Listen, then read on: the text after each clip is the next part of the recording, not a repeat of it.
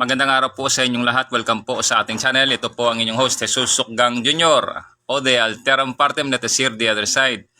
At sana kayo ay masaya kasama ang inyong pamilya at kung kayo nag-iisa ay masaya kayo sa Panginoon. So welcome po sa inyong lahat at salamat pala doon sa mga nag-view at sa mga followers ko na patuloy ho na dumadami. Salamat ho ng marami sa inyo. At siyempre, salamat talaga sa Diyos dahil sa ayaw ko na ho talagang magpapigil. Kailangan ko na ho talaga ilabas. Opo, ilabas yung ating mga tinatagong talento, talino, mga kaloob po ng Diyos para po sa ikauunlad. Opo, sa ikauunlad ninyo, natin, kasama nyo po ako sa pag-aaral nito, pagtutuklas, ano pa po, basta increasing our knowledge, ha? Gradual man or halimbawa, mabilisan man, parang rocket ship yan or what, no? Salamat sa inyo. So, shout out sa aking mga magulang kay Jesus Senior, Jesus Senior at Daisy Sukgang, sa aking mga kapatid, sa aking mga pamangkin, relatives, kaibigan, at pati na ho sa aking mga kaaway or sa aking mga detractors, lalong-lalo na dyan ho to the officers, men and women of the Philippine Coast Guard. Maraming salamat ho sa inyo. At ano pa ba? Kwentuhan ko muna kayo na kasi ngayon yung kapitbahay ko nagtanong, hinahanap yung aso. Yung itong aso na ito, ano lang naman ito, kumbaga para bang masabi nating adopted kasi yung may-ari malapit lang din sa amin, mga kapitbahay din ba. Siyempre umalis sila minsan, minsan lang bumabalik. Siyempre yung aso talagang nangayayat. Pinapakain dito. Kahit ako, pinapakain ko rin kung anong maibigay. Pero usual, itong kapitbahay ko, masigasig talaga to. Pinapakain niya yung aso. Tapos ginagamot pa. Abay, tumaba. Ito ka ngayon, 2 nights na, 2 gabi na hindi nakabalik yung aso. Ganun ho kalupit dito. Ibig sabihin, ganun kalupit na yung panahon ngayon. Siyempre, sa hirap ba naman ng buhay? Di po ba? Siyempre, may ulam na nagkapakalat-kalat dyan. Yun na. Siguro malamang sa kinatay nila yon. Kawawa talaga. So ganun ho talaga sa hirap na ng buhay ngayon. Yun nga lang, isa pa makwento ko rin sa inyo. Dito sa amin ngayon, panay kalat dito yung mga nagwawalis sa mga street sweeper. Ano ba itong tawag dito? Para bang yung mga unprogrammed fund, no? Ang dami nila rito. Opo. Buong araw sila magwalis yan. Hindi ko alam kung anong oras yung oras ng pagwawalis nila. Baka alas 7 siguro hanggang maghapon. Walis sila rito. Kalat sila. Ang dami nila. Bawat isa pala niya ng bayad nila 600 Ganun no. Para bang ginisa tayo sa sarili nating mantika. Sa demonyo talaga no. Mga ganyang galawan. Tapos masakit nga lang. Tulad ako, tao ako ng gobyerno. Puntahan ko naman yung sa side ko. Ganun na lang. Pag tatanggalin ka sa serbisyo, ganun lang ho kabilis. Saglit lang ho, matanggal ka kaagad. Kahit na makitaan mo talaga may violation ho. Sige lang, walang kaabog-abog, basta tanggalin ka na lang. Kaya isa sana sa gusto ko ring, bakit gusto kong bumalik din. Siyempre una, malakad yung aking retirement. At kung ano pang dapat kong ma-claims kasi ilalaban ko talaga sa kakorte ito. Magpapilo tayo ng kaso. At least alam na nila kasi alam naman nila na ang violation nila matindi. Opo, tulad yan sa isang opisyal na yan, ang balita ko nga ngayong taon na-promote pa. So ganun ho. At sabihin ko na rin sa inyo kasi nag-submit na rin ako doon ng apila.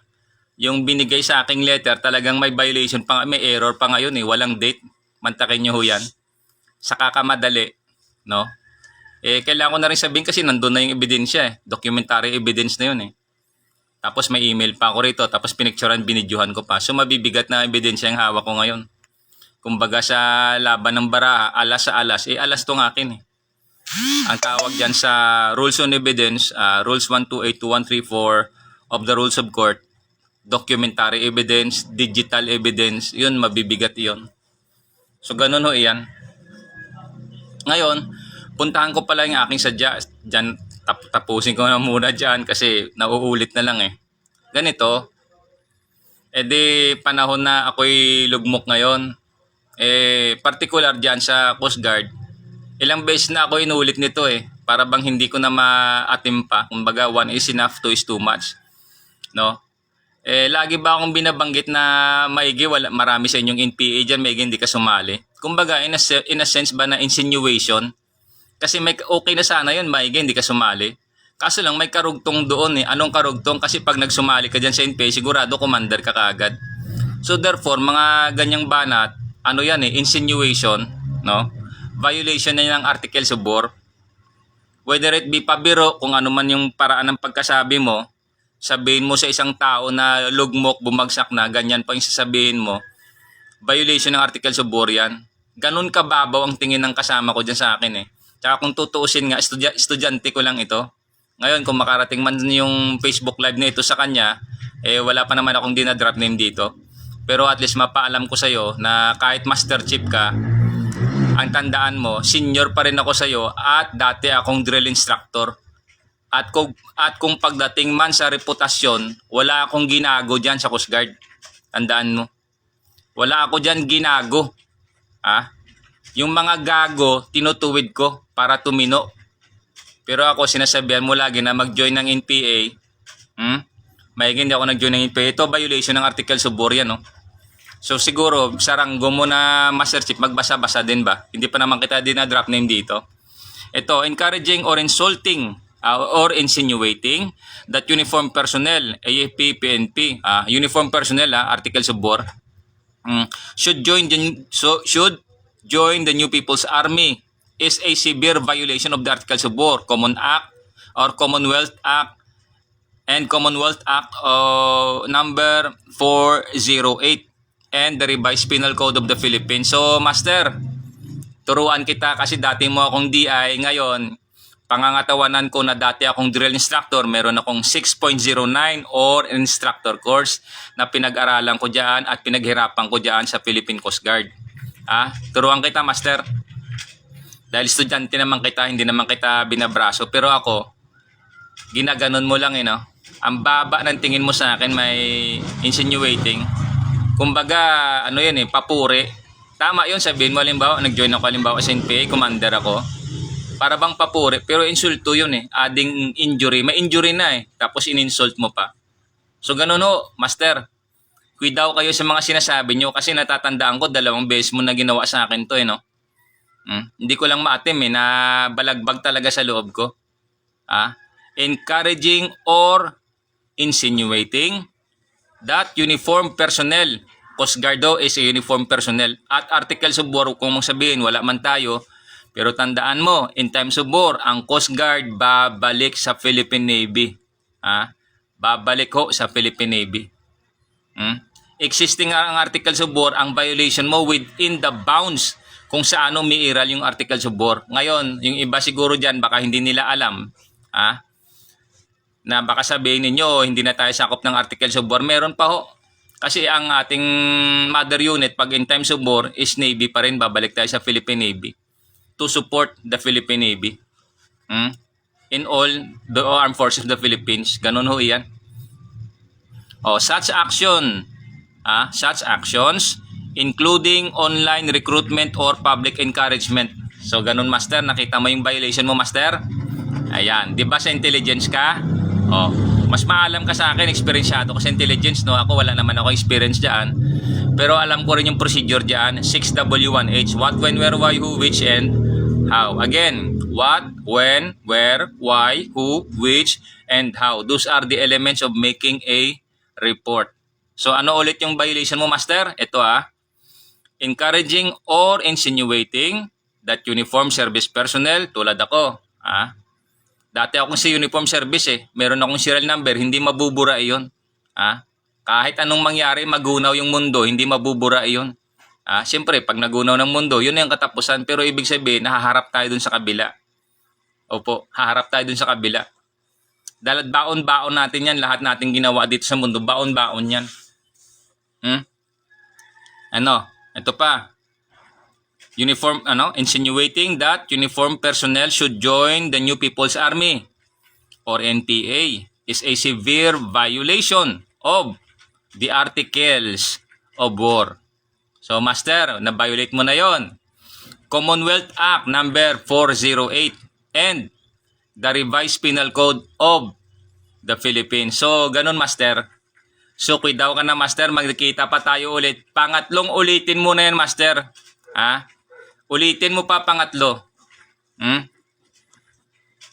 Sige, ulitin mo pa pangatlo dahil maraming nakarinig doon sa opisina nung pumunta ako dyan, ginanon mo pa ako. So ganon. Una, mas matanda ako sa'yo, 50 anyos na ako sa'yo. 50 na. 50 na ako. Hindi nyo mabubura dyan sa Philippine Coast Guard, senior ako sa inyo. Hindi nyo mabubura dyan sa Philippine Coast Guard, na class 2 ako, may serial number ako. At yung mga naitulong ko sa Philippine Coast Guard at sa Philippine Government, hindi nyo pwedeng burahin. Ngayon, oy, shoutout sa'yo, Dan Claude, ha. Ato, such actions including online recruitment or public encouragement are considered illegal, seditious, rebellious acts because they directly undermine the state, promote terrorism and destroy military discipline. In short, the Coast Guard discipline. Violation of Articles of War, Commonwealth Act 408, uniformed personnel who act on this encouragement or engage in such activity may face court-martial under the following articles. Anong mastering na violate mo doon? Sa pang-insulto mo sa akin, pag-encourage mo na maging PA? Okay lang sana sinabi mo, maigi si Ma, hindi ka nag-join sa maigi chip, hindi ka hindi ka nag-join sa NPA. Kasi kung nag-join ka, commander ka. So talagang mabigat yung kasunod na statement mo. Hindi mo lang ako in-encourage, in-insinuate, sinabihan mo pa kagad ako na commander. Ganito yan. So anong na-violate mo sa Articles of War or Commonwealth Act 408? Articles o Article 94, various crimes, engaging in or assisting with acts deemed rebellious. Anong ginawa doon isa? Aiding an enemy of the state. Alam mo na alam mo na down na ako diyan sa Coast Guard, ginagawa ako diyan ng isang opisyal na hayop na opisyal na yan. Hindi karapat dapat tawaging opisyal yan. Antayin nyo lang, ma'am. Kasi talagang malintikan ka rin sa tamang panahon. Antayin mo lang. Article 96, so ano ulit yon? Article 94, various crime. Tapos ano pa sunod? Article 96. Ano yung Article 96? Conduct unbecoming an officer and a gentleman, publicly declaring a withdrawal of support from the Commander-in-Chief, President, or actively working against the AFP chain of command. Yun na nga, kinaso kay sino yon? Yung nag-withdraw ng support sa President natin. Yun, pinasok talaga sa Articles of War yun. Tapos Article 97. General Article, all disorders and neglects that directly undermine military discipline and are prejudicial to good order and military discipline. So doon ka sigurado, master, pasok ka doon sa article number 94. Articles of War number 94. Or Articles of War 94. Yun, pasok ka doon. Insinuating, no? So, master, welcome. As your former drill instructor, na-remind lang kita. Na pag inuulit mo pa yan, pangatlong beses mo na sa akin na ginawa yan. Ako, junior kita, pero hindi kita binabastos, ginagalang kita dahil siyempre, ang katungkulan mo, ang ranggo mo is Master Chief. MCPO nga eh. Pero ako, binigay ko yung galang na nararapat sa ranggo mo. Hindi dahil sa ikay ay naging minsang aking estudyante at ikay naging minsang junior ko. Ganon yung level of professionalism ko, Master. Naiintindihan ko. Kaso lang balagbag sa loob ko hanggang ngayon yung binanggit mo sa akin. Pangalawa na yon. Pangalawa na na lagi mong binabanggit pag NPA. Tapos sinagot naman kita, ito ho, para sa kaalaman ninyo sa aking mga followers at sa aking mga viewers ho. Nung dyan, somewhere siguro about 90 Somewhere mga 99 to 2000. Opo, ganon. If my memory was correct. May nag-invite sa akin eh. Sabi niya, gusto mo bang mag-NPA? May mga kilala ako, endorse kita doon. Hindi ako sumagot. Ayaw ko na lang mag-drop name dito. Kasi mahirap na eh. Hindi ako sumagot. Yan ang totoo. May nag-invite sa akin, sabi niya, gusto mo ba mag-join sa NPA? Sabing ganyan. May mga kilala ko, endorse kita doon. Hindi ako sumagot. Kasi bakit? Bakit hindi ako sumagot? Noong 1997, down din ako noon. Panahon na yun talaga ng pagsubok sa buhay ko. In particular, kasama sa aming pamilya. Nagbabiyahe ako niyan sa Antique, nag-house to house ako niyan, nagtitinda ako, naglalako. In short, direct selling. Minsan napadaan ako doon sa isang lugar sa tabi ng kalsada, merong parang kubo-kubo doon. Eh pinasok ko, nagulat ako, ang daming tao sa loob, siguro mga 8 sila or 7. Tapos ang sabi ba naman sa akin, isa-salvage ako. Eh mga demonyo, malay ko ba na kung mga NPA kayo, balay ko ba kung nagmi-meeting kayo, mga animal kayo, may aambusin kayo ng mga army dyan, kung sinong army nga aambusin nyo dyan, kung sinong mga pulis aambusin nila. Malay ko ba doon eh, ako yung nagtitinda lang naman, nag-house to house nga ako no. Eh nung sinabi sa akin noon, isa-salvage ka namin, hindi ako nagsalita, tumahimik ako. Tapos doon sa kanila, tiningnan ko sila isa-isa, mata sa mata. Tapos may nakahiga doon sa duyan, tinitigan ko sa mata.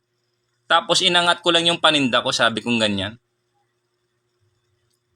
Eh siyempre, naintindihan niya yon. Ngayon nagsalita siya, hey! Sabi niya, sinawa niya, mahimik ka! Sabi niya gano'n. So, hindi salamat sa Diyos dahil sa kahit na NPA sila, meron pa rin mga natitira doon na kumbaga hindi pa napayagan ba yung mga style ng mga kagaguhan. Ano yun? Pang-addict na style? Na pag natripan ka lang, ay salvage ka na lang? Siyempre, bakit ako tatakbo? Ha? Bakit ako tatakbo? Siyempre, ang dami nila. Makatakbo ka ba noon? Eh, palayan yun.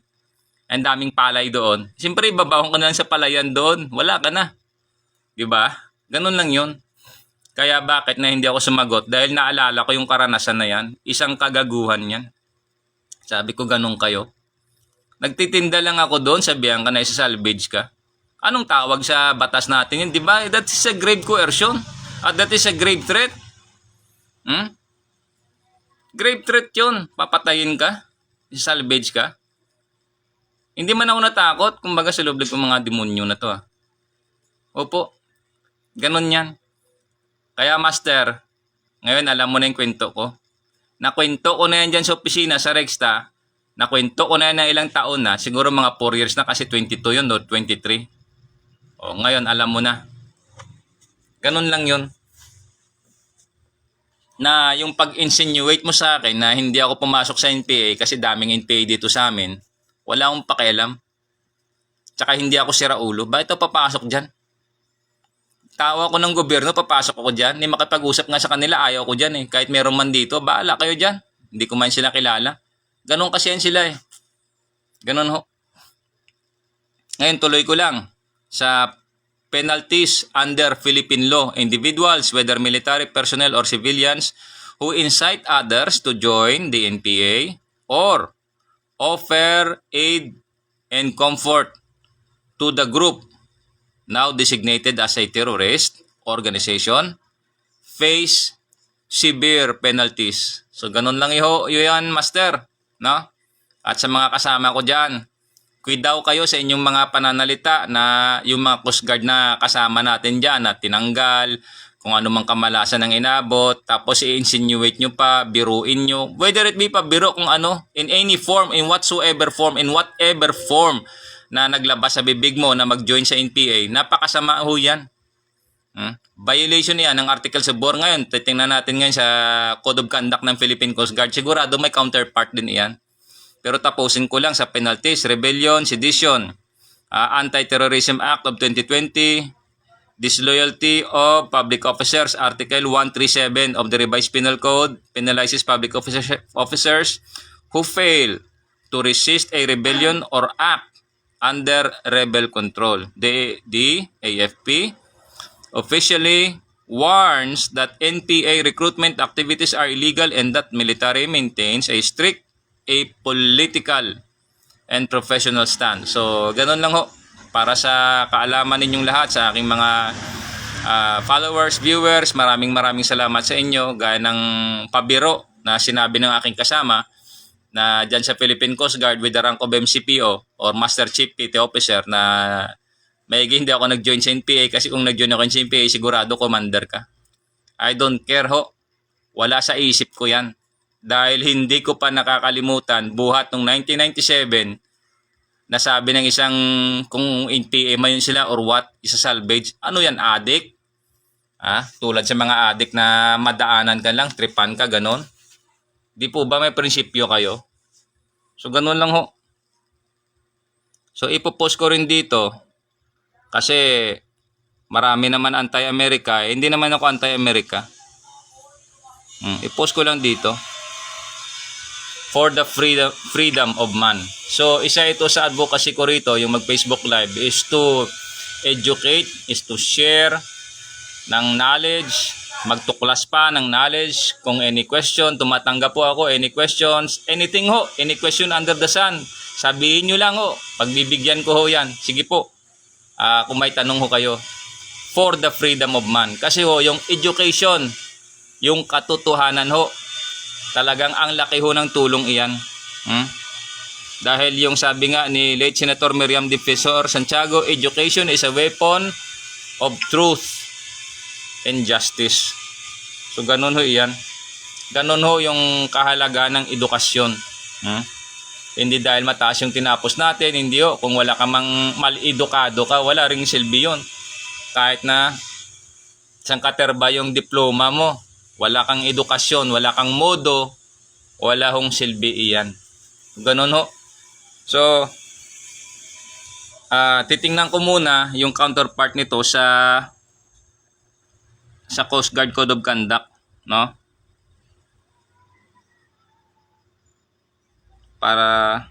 Para naman ho malaman ko kung meron nga. Kasi dyan sa Coast Guard, isa ako diyang naging researcher din. Opo.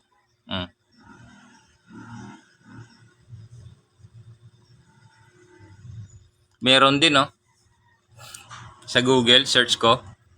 Encouraging or insinuating that Philippine Coast Guard personnel join the New People's Army or NPA constitutes a grave violation of law, potentially including treason, sedition, or violations of the Anti-Terrorism Act of 2020 as uniformed armed personnel under the Department of Transportation. Philippine Coast Guard members are mandated to protect the state, and such acts are strictly prohibited by military and civil regulations. Bakit to? Di po ba meron tayong take-out dyan? State your name, state your rank, ganun na, kasi pang-re-enlistment na eh. Do hereby swear, mag-take out ba? And defend the Constitution. So ganun iyon. So help me God. So ito yung aking pagpe-Facebook Live, pagtutuklas, pag-aaral din ho ito. Kasama niyo ako sa pag-aaral na ito para ho matuto tayo. Para ho sa kapakinabangan natin, para ho yung ating salita magkaroon ho ng disiplina. Hindi ho tayo pwedeng magbiro sa ating kapwa, ating kasama, sabihin mag-NPA tayo. Yari ka, tapos ka. Ganon din yan, walang pinagkaiba dyan. Yung nagsabi mo, halimbawa may bomba, pabiro ka, tapos ka dyan. Yung the mere salita mo lang talagang mag-cause ng panic yan eh. Di po ba? Mag-cause ng panic, ng terrorism. Kasi salita, it's a form of terrorism din yan eh. So ganon ho. So ganon Master, welcome. At least na-refresh kita. At salamat din sa pag-insinuate mo sa akin o pabiro man or what. At least napilitan ako ngayon mag-research. So ganon. Violations, tuloy ko lang. Consequences, official stance. Ito. Ano tong violation? Such actions constitute encouraging rebellion or subversion against the Philippine government, which is a criminal offense. Consequences. Personnel involved can face immediate disciplinary action including dismissal from service and criminal prosecution for violating the Anti-Terrorism Act. So, welcome Master. Hindi na kita tinuluyan. Hindi na kita sisirain pa, hindi naman kita dinadrop name dito. Pero yung ginawa mo sa akin, makadalawang beses ka na. Pag tinuluyan kita, gawang kitang ng report on or about. Alam mo yan, di ba? Di po ba? Master? So, ganun lang. As your DI, dati, and as your senior, pinapakita ko sa kayo ang level ng professionalism ko. Paano? Isa itong paraan para ma-correct yung iyong pag-iisip, yung iyong pananalita, yung iyong pakikitungo sa iyong kapwa Coast Guard, lalong-lalo na sa iyong kapwa Coast Guard dati na ginago at winalang hiya ng isang opisyal dyan. Antabay lang kayo, ma'am. May oras din yan lahat ng... May reckoning din yan. There will always be a time of reckoning. Antay ka lang, ma'am. Ano to? Official stance. Official stance, the Philippine government and its task force. Ano yon? National Task Force LCAC. Actively condemn attempts to sway state forces. Part ako ng state forces to join communist insurgents. The Philippine Coast Guard remains committed to upholding its oath, complying with rules-based international law and their duties. So, ganun lang ho yan, Master. So, dati kang DOS, intelligence ka man, active ka pa, Master Chief ka na. Therefore, you should be on the high level of awareness. However, nakakalimutan mo. At least napaalalahanan kita bilang isang kasama, bilang iyong dating drill instructor, napaalalahanan kita. So, salamat. At salamat sa inyong lahat. Sa aking mga viewers, taga-subaybay, maraming salamat to. At dito lang muna. Kasi magla-live ulit ako, iba naman yung topic na itatackle ko. So hanggang dito po muna, magtatapos ang ating Facebook Live sa araw na ito. Ang segment ho natin is Vox Populi.